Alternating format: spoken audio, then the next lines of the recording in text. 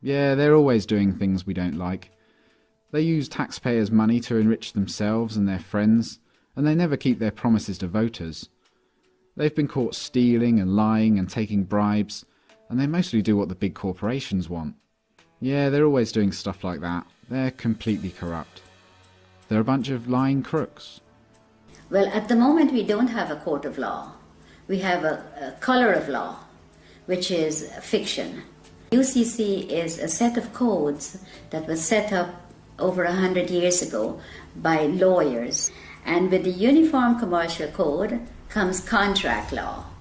It's all to do with contract. So we are not under any law. We're just under contract. The UCC is very, very important for people to learn about what's going on with their lives, because we are under contract law, no other law.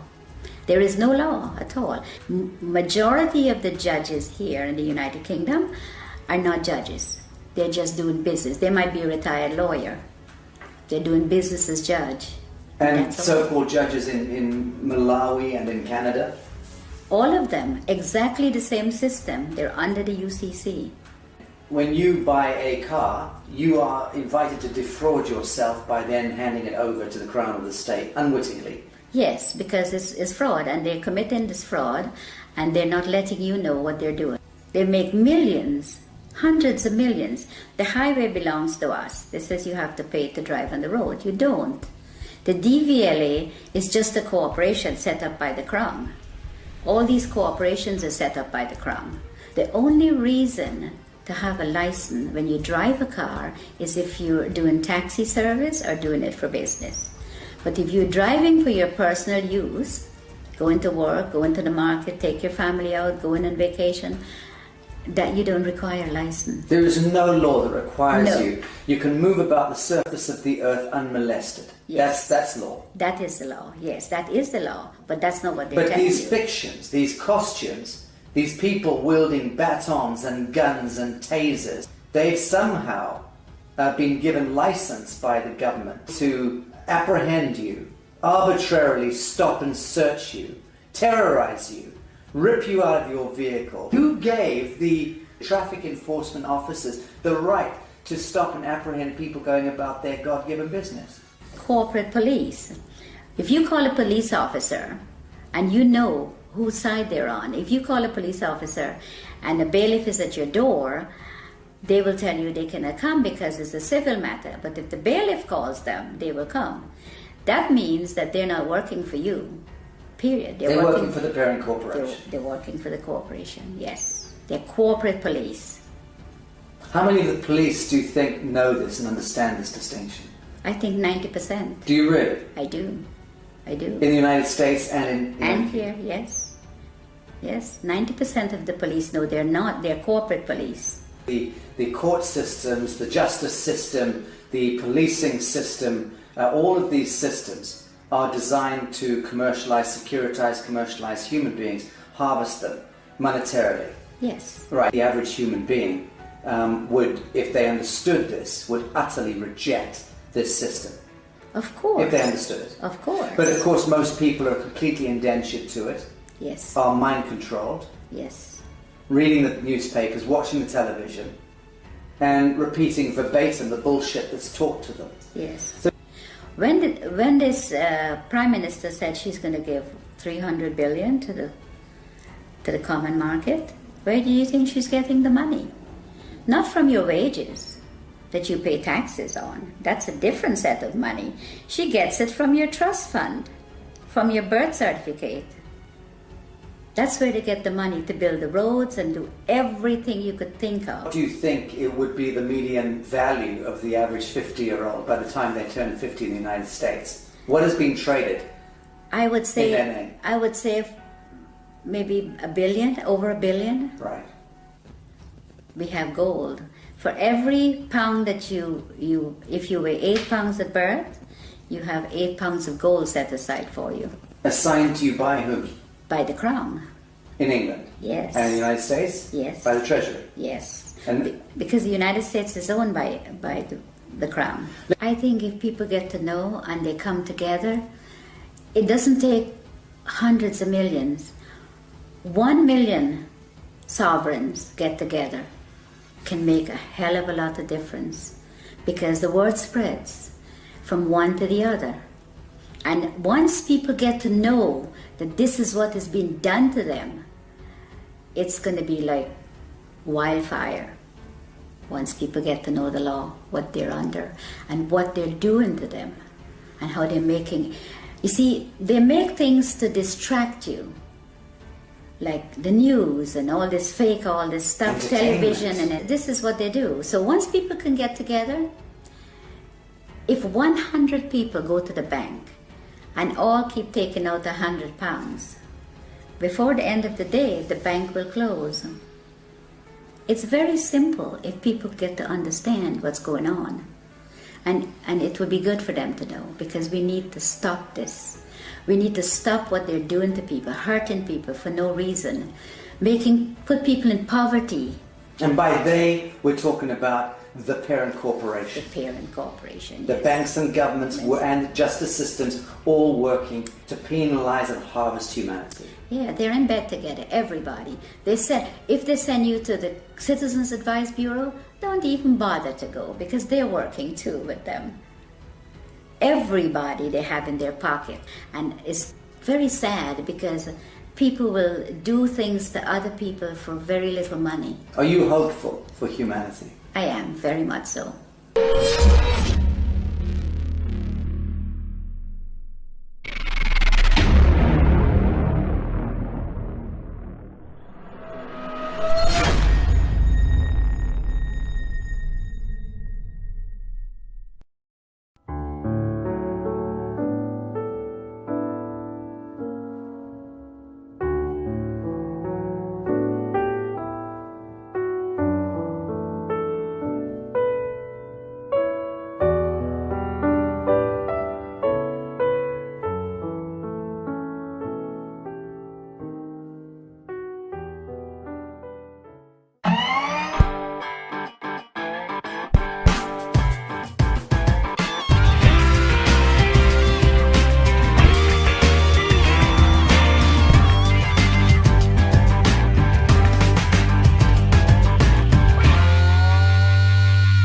Bibi, talk to us about the straw man. What exactly is the straw man?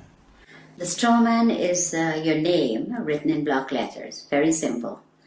It was done at birth. What the government did, or the corporations now, not government, what they did is they took your birth certificate and made a second birth certificate with a trust, a Sisti QV trust. They made it in all block letters.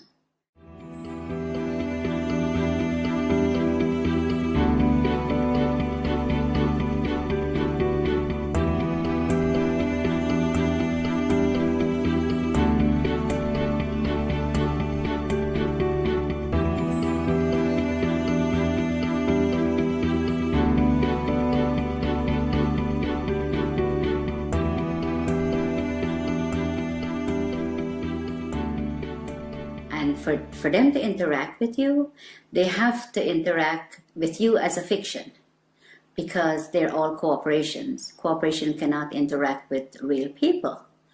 So they made a straw man. They call it a straw man because it has no soul and is spiritually dead.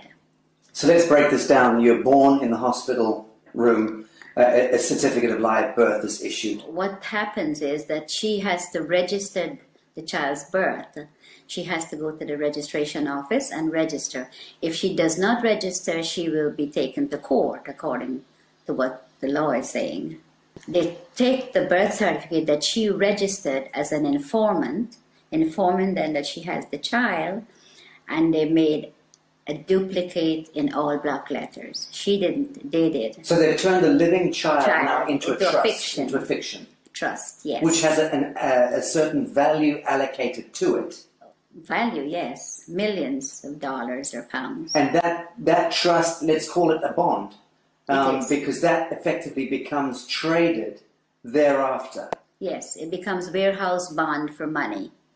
So every human being that is being registered to the state or the crown by the mother ends up becoming some kind of a bond that is traded on the stock market Yes, without you ever knowing it. yes, without disclosing. And this is happening since the early 1900s. What they've done is really fraud, because they're fraudulently taking your child's birth certificate and make it into a dead entity. The dead entity birth certificate is making billions of pounds or dollars, depends on which country you're in. So your straw man is considered a dead entity, and the corporation can interact with it.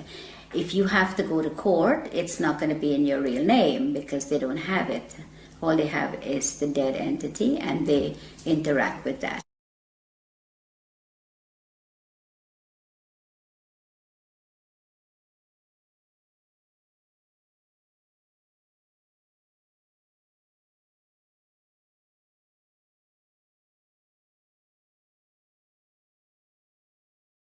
So who is reaping the rewards of the value of your bond as it's being traded?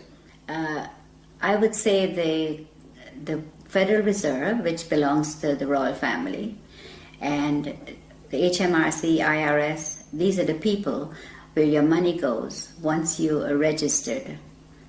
The mother register you, that's where the money goes, to them. Okay, let's talk about the difference between your signature and your autograph. Okay, a signature is under the UCC, which is the fiction, the straw man. Your autograph is the real person. So if you go up to a movie star and says, "Can I have your autograph?" You never say, "Can I have your signature?" It's always autograph because you have flesh and blood. Signature is what you're signing every time they can go into your account and take money. And every time you do sign a piece of paper, you can bet that that signature of yours is being monetized, securitized. It is. By the banks, by everybody that you, wherever you sign, credit cards, everything that you sign, they're getting funds off your trust fund from that birth certificate. Okay, so fees and all sorts of things and invisible costs are being discharged against your birth bond in that sense? Yes. Without you ever knowing about it? Without you ever knowing about it, yes. It was never disclosed to you. All this stuff was done without disclosing, and it's deception, it's fraud, and it's happening every day to everyone that's outside the inner circle. Okay, let's talk about the court system, because invariably your signatures lead you into a courtroom at some point, you know, whether it's for, and under the aegis of the court system, whether it's a marriage, a birth, a death, a registration of land, whatever. So we understand a little about the distinction between the signature and the autograph.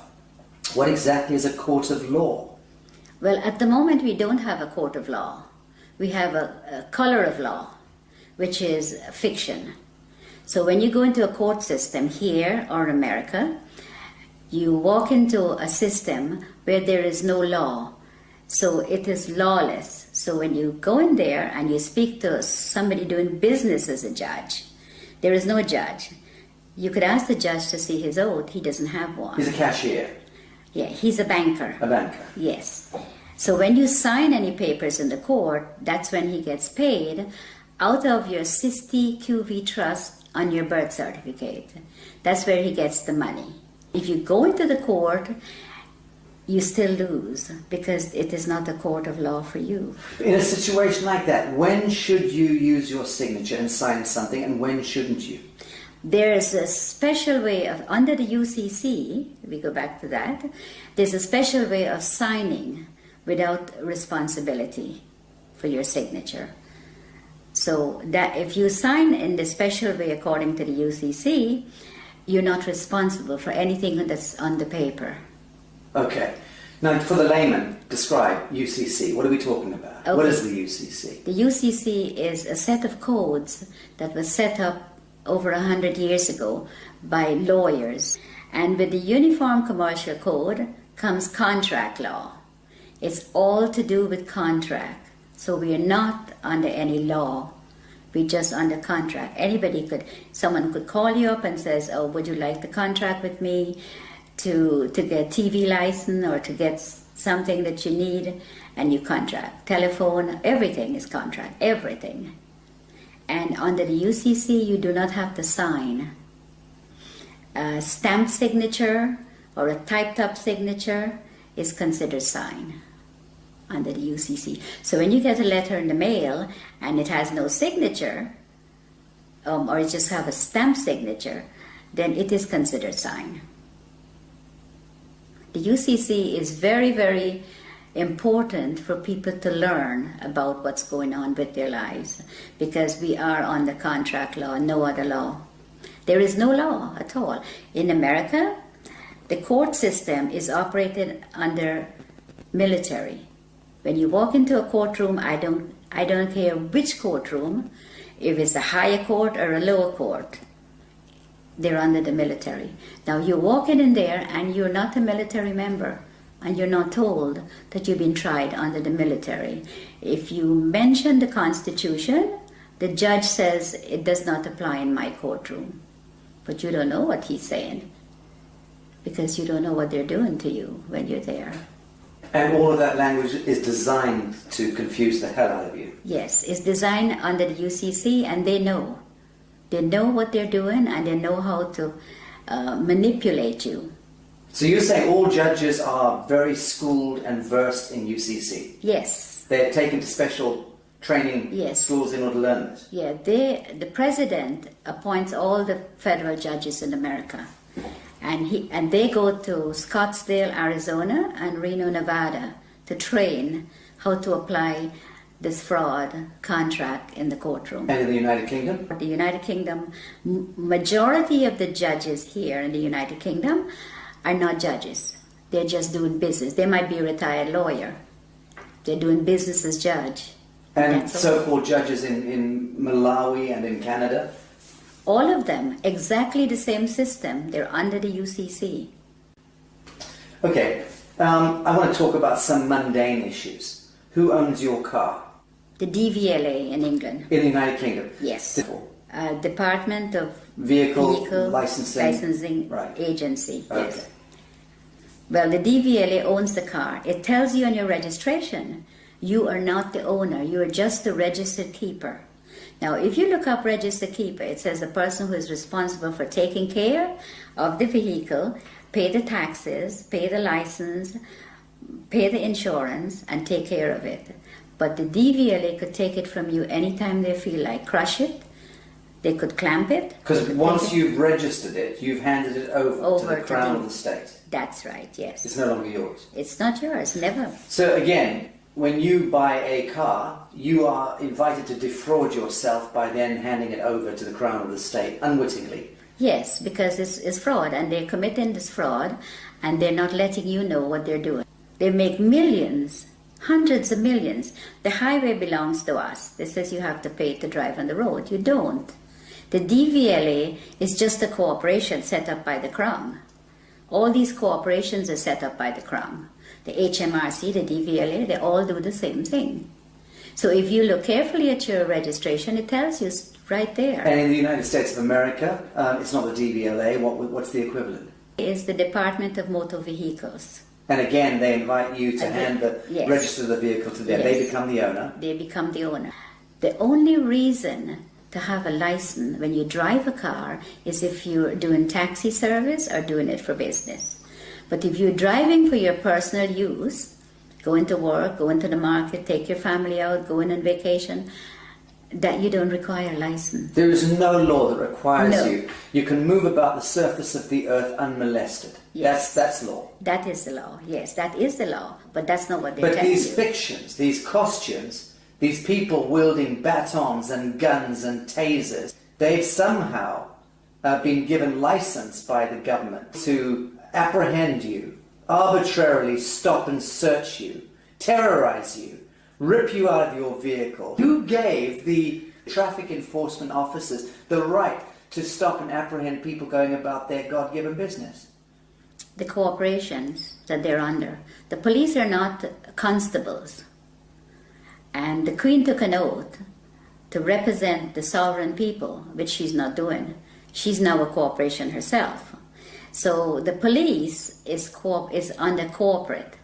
They're not constables. Constables are the people who that beats the street and get to know your neighborhood and speak to the people. Keeps the peace. Keeps the peace, yes. But they're not constables. They're corporate police. If you call a police officer and you know whose side they're on, if you call a police officer and a bailiff is at your door, they will tell you they cannot come because it's a civil matter. But if the bailiff calls them, they will come. That means that they're not working for you, period. They're working for the parent corporation. They're working for the corporation, yes. They're corporate police. How many of the police do you think know this and understand this distinction? I think 90%. Do you really? I do. In the United States and in... And here, yes. Yes, 90% of the police know they're corporate police. But surely then they understand that they are in serious breach of their foundational oath. And they should thereby surely understand that the Queen of England is in serious breach of her coronation oath, which requires her to intervene if her parliament or government is conducting any cruel and unusual punishments against the people.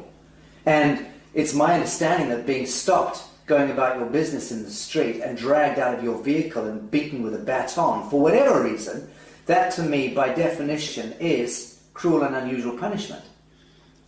Okay, but they're given that permission to do that by the corporation they're in. They are given. If they were not given that permission, they could not have done that. They could not drag you out of your car or molest you or take you to the station for no reason. But it's not a law that gives them the right. It's a statute. It's a technocratic words on paper, statutes that have allowed them contractually to go ahead and beat the citizenry, right? Okay, yes. But it's not lawful. No, it's not. It's entirely not. unlawful. It's legal and it's fraudulent activities, and they're being backed up by their corporate headquarters. So you cannot win because there's always somebody there to protect them, and they know that. So let's drill down into this. A policeman is there and should be able to respond to a living soul doing injury against another living soul. If they witness that, they have every right to intervene. In the same way that you and I can conduct a citizen's arrest. If we see that somebody's being harmed, we should step in and try to intervene. But that's really as far as it goes. They have no business trying to commercialize human beings and penalize us for walking across streets or for not stopping at an amber light or whatever. All of that stuff is just nonsense dreamt up by the corporation. It is. Right. Yes, it is. It's all fraud. Everything they do. And that's why they're giving the opportunity to do this to the sovereign people. Because the sovereign people are ignorant of the Uniform Commercial Code and contract law and how these people operate. They go into the court and they do the same thing. You tell them, don't vote. Even if you don't go into the court, they still fine you for the same thing as if you go into the court. But if you go into the court and the police takes you there, then you never win unless you know the law. And they know that you do not know the contract law and that you're under contract and you're walking into a trap. You go in there and the police or whoever is going in there with you, it's always they're the ones who win. You never win. Let's, for instance, say you're driving down the street, you have not hurt anyone, and you got stopped by the police. And the police breathalyze you and says, I have to take you in or I have to fine you. Or both of those. Who did you hurt? Who did you hurt? Who are you going to be paying this money to? You didn't hurt anyone. There's no victim. There's no victim. You have to be a victim under the common law. For there to be a crime. For there to be a crime. It's as simple as that. It is as simple as that, because to give you a ticket or to book you and take you to the station, who did you hurt? There is no one that you have hurt. That's just a commercial penalty. It is a commercial penalty.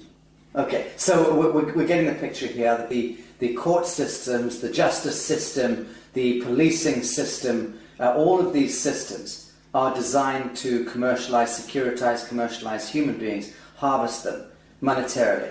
Yes. Right. Yes. Very, very little of that expenditure, that energy goes towards keeping the peace. Oh, none of it goes towards keeping the peace. They don't keep the peace. All they do is they create the problem and then they find a solution. And then sell you that solution. Yes. and then penalize you if you don't accept the solution. That's right. Right, sounds like a very rigged casino to me, rotten to the core. It is. And it seems to me that the average human being would, if they understood this, would utterly reject this system. Of course. If they understood it. Of course. But of course most people are completely indentured to it, Yes. are mind controlled, Yes. reading the newspapers, watching the television, and repeating verbatim the bullshit that's taught to them. Yes. So the truth is, it seems to me that human beings are not predisposed toward hurting one another. We don't enjoy going to war. No. We don't enjoy No. hurting each other. In the main, most people get along and just want to get along. Of course. But the systems conspire Yes. with a model of scarcity economics and drive war and disease and poverty. Of course. That's the only way they can make money. When this Prime Minister said she's going to give 300 billion to the common market, where do you think she's getting the money? Not from your wages that you pay taxes on. That's a different set of money. She gets it from your trust fund, from your birth certificate. That's where they get the money to build the roads and do everything you could think of. So they're discharging billions and billions and billions of dollars against our birth bonds without Yes. ever disclosing that to us, Of course. without there ever being an audit or any accounting for it. Of course, because nobody's asking. Right. And even if you do ask, they give you a hard time to tell you about it.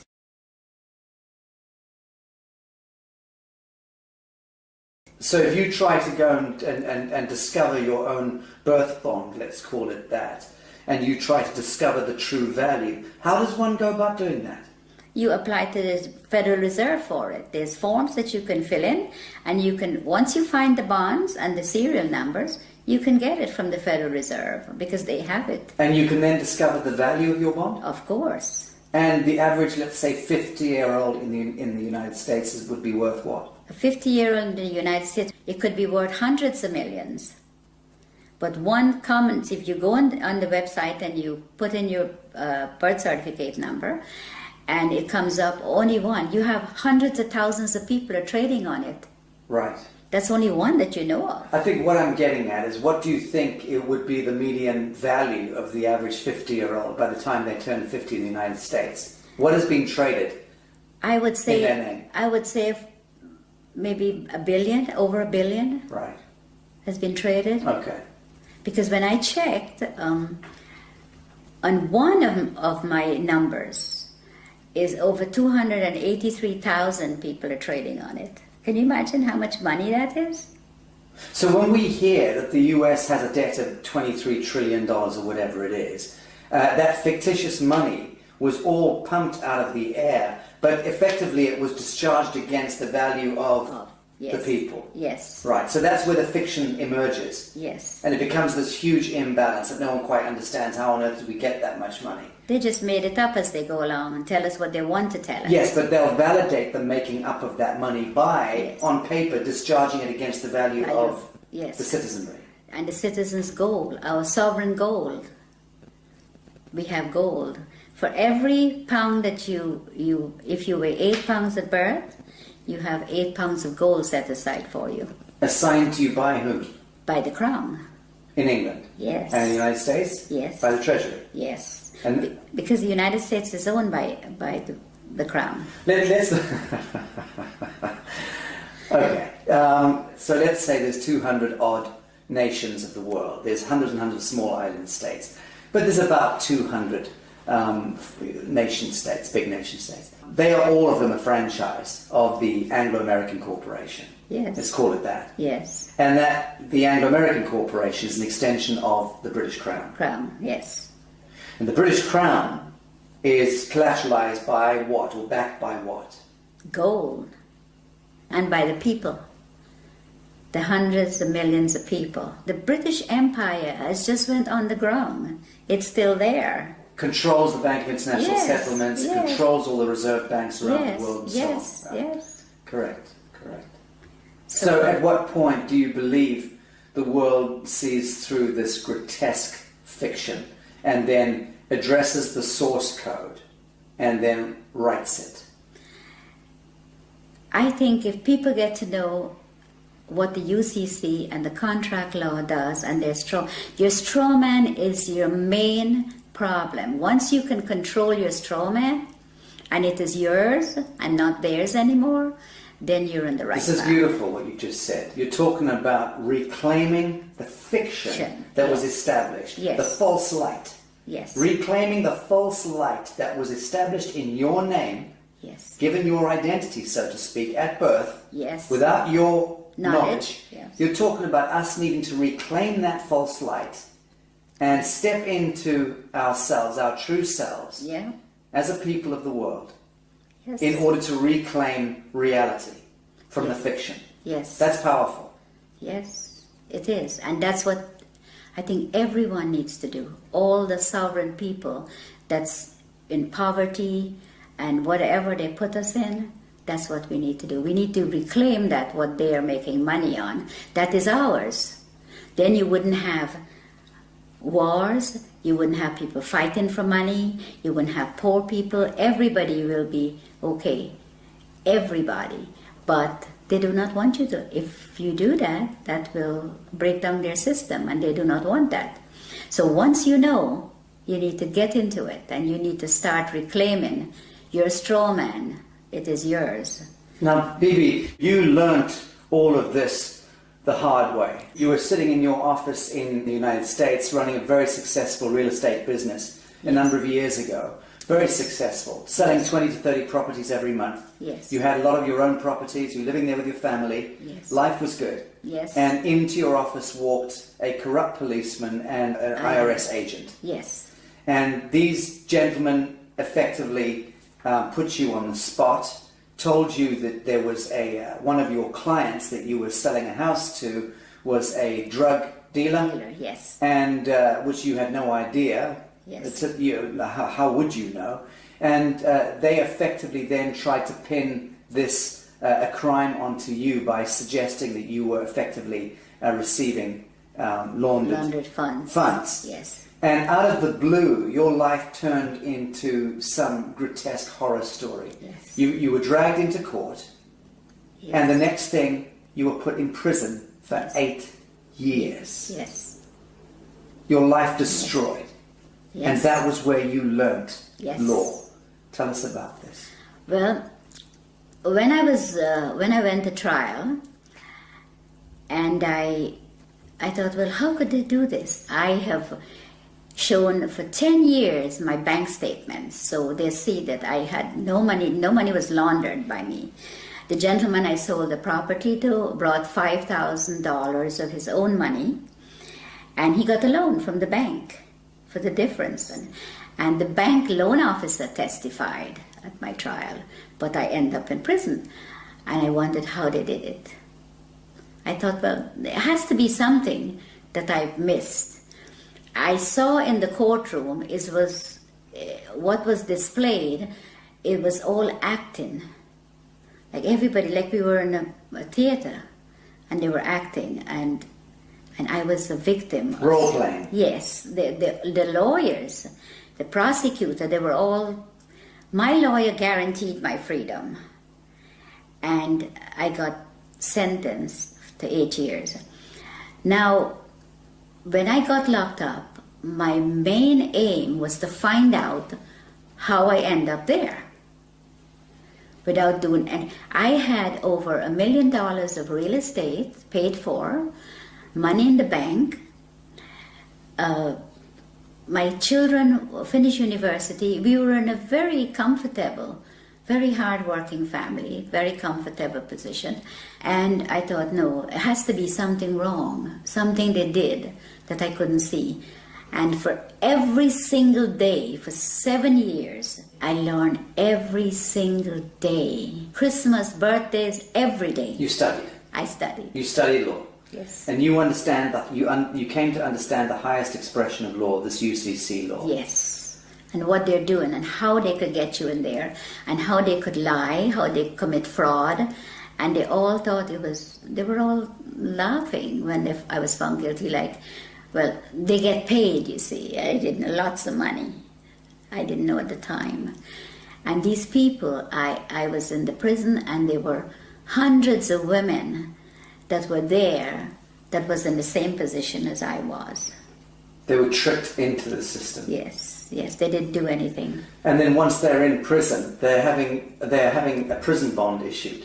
Oh, yes. And then their prison bond is traded on the stock market, Yes. making huge amounts of money. With their numbers, yeah. And they're relegated to becoming slave workers. Yes. And no one's told this. No, they get 12 cents per day. The food that was served in the kitchen was from the Gulf War. Cans of meat and all kinds of stuff.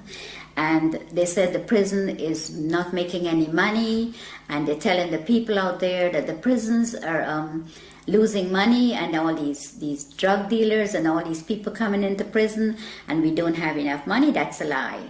They're They making make- thousands of dollars a day per prisoner. I know it's at least $3,000 a day. Yes. Per prisoner. But they invest into the prison system, into Unicor, Prisons for profit. prisons for profit. Disgusting. And they invest in the prisons, and they make hundreds of billions of dollars. And the prisoners get 12 cents a day, and the food that they feed the prisoners, Not fit for dogs. no, it comes from the farms, and they get tax write-off on it. The chicken may be 2-3 months old, and all kinds of stuff. They serve horse meat for beef. Well, you're about to launch an online workshop and tutorials through the Newark University, teaching UCC and explaining to people from around the world how they can navigate their situation, whatever their situation may be, because all of us are facing penalties and cruel and unusual punishments. Punishments, yeah. But let's discuss something as mundane as a parking ticket, okay? Okay. Something that everybody understands. What are the do's and don'ts? You've just gone back to your vehicle and there's a parking ticket on it. It's parking tickets are a contract. You do not have a contract with your council. They put a ticket on there.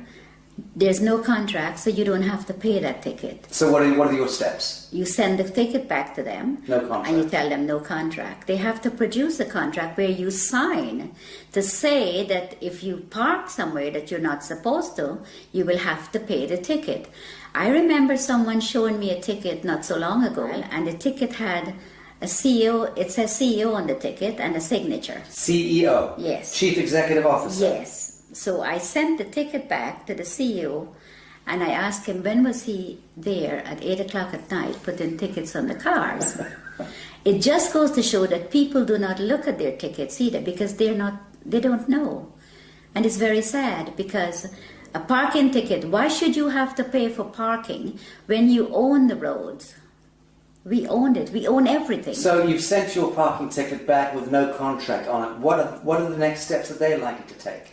They would write to you and said you have to pay. If you pay within a certain time, it's only half.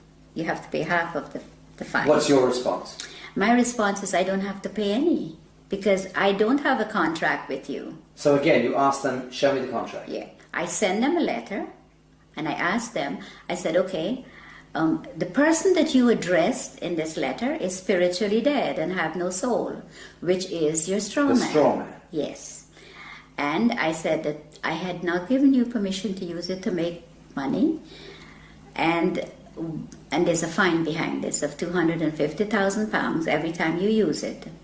They refused to answer, so I sent them, the following letter was a default letter. I says, you're now in default for not responding, because that's what they're going to do to you. So you played law against them? Yes. Good. Yes. So when I sent them that, 5 days later, I received a letter stating that the account is closed and I do not owe. Very good. Thank you for that. Well, that's rather straightforward. Let's discuss mortgages, because this is the bane of most people's existence, is needing to secure their home. Everyone has the right to a home in this world. And mortgages, I mean, what's the etymology of mortgage in the first instance? Death grip, isn't it? Yes, it is. It is. But Mortgage means death grip in French. well, the mortgage is what they do is just a front. Because the minute you miss a payment, when you get a mortgage from the bank, they're after you. The first time you miss a payment, it goes straight into the insurance company that the mortgage company have. And they want you to miss a And payment. they want you to miss a payment because they don't lend you money. But let's go back. Your house is, let's say, worth $100,000. Now, when you apply for a mortgage, they don't have the $100,000. But you come along with your block black capital signature, you sign the application, they then monetize your signature by having $100,000 worth of your value discharged against your treasury bond. Yes. That money they then lend to you, and they double dip because they then get you to pay that money back plus interest. What they do is they don't lend you that. They don't lend you anything. You fill up your papers and you sign. The signature is what they want. Then they tell you, okay, you have to be a good boy and you have to be a good credit and you can borrow from me. So they lend you a piece of paper that you sign with very fine writing in the back. That's where the legalese comes in because that's what they do. Then you sign it, signature. They take that and they tell you, okay, the funds will be ready in 2 to 3 days to come back. The following day with the signature, they go into your trust fund and they get paid the $100,000. They never disclose to you that, okay, we got paid, so the house is now yours. No. They come back when you go on the third day, they've already got their money, they say to you, okay, this is the agreement, you pay so much every month, the interest rate, all that you've already signed for. So now they put the $100,000 on the computer screen for you, so you can finish your house closing. Now that $100,000 is just numbers. It is not money, because they all own the banks. So there's no money pass, no cash, just paper.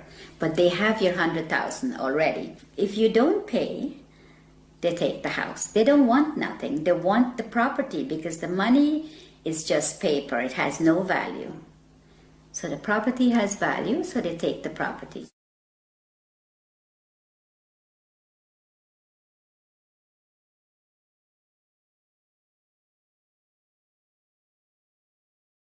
So let's talk about allodium title. What is allodium title? Why is it so important? Okay, allodium title is important because you do not own the land. They tell you it's freehold, but it's not freehold.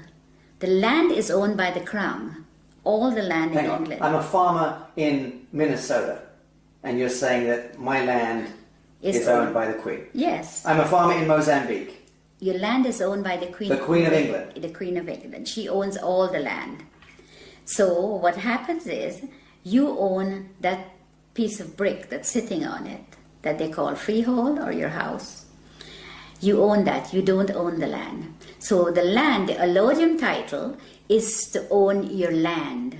So you can put a sign up and says no trespassing, private property. When you put that sign up, you have to own the land. Because owning the house doesn't mean anything. It's the land they want.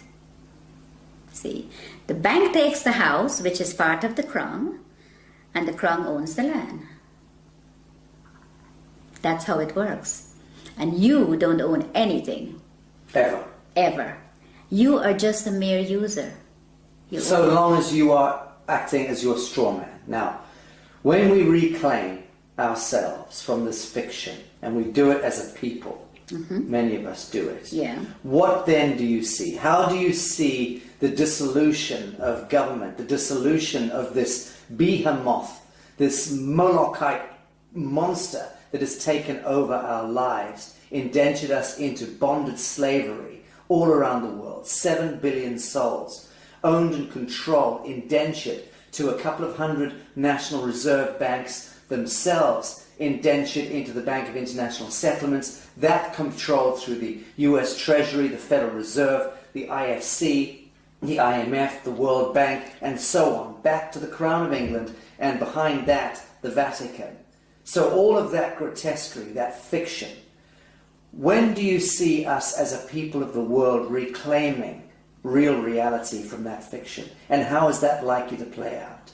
I think if people get to know and they come together, it doesn't take hundreds of millions. 1 million sovereigns get together can make a hell of a lot of difference because the word spreads from one to the other. And once people get to know that this is what is being done to them, it's going to be like wildfire once people get to know the law, what they're under, and what they're doing to them, and how they're making... You see, they make things to distract you, like the news and all this fake, all this stuff, television, and this is what they do. So once people can get together, if 100 people go to the bank and all keep taking out £100, before the end of the day, the bank will close. It's very simple if people get to understand what's going on. And it would be good for them to know, because we need to stop this. We need to stop what they're doing to people, hurting people for no reason, put people in poverty. And by they, we're talking about the parent corporation. The parent corporation, The yes. banks and governments and justice systems all working to penalise and harvest humanity. Yeah, they're in bed together, everybody. They said, if they send you to the Citizens Advice Bureau, don't even bother to go, because they're working too with them.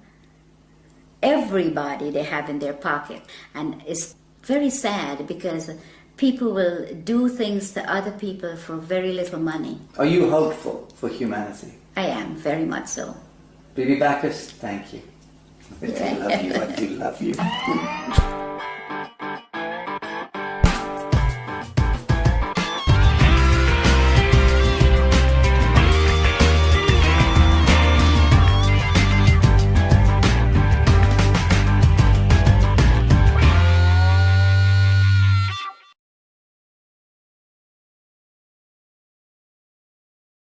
So let me get this straight.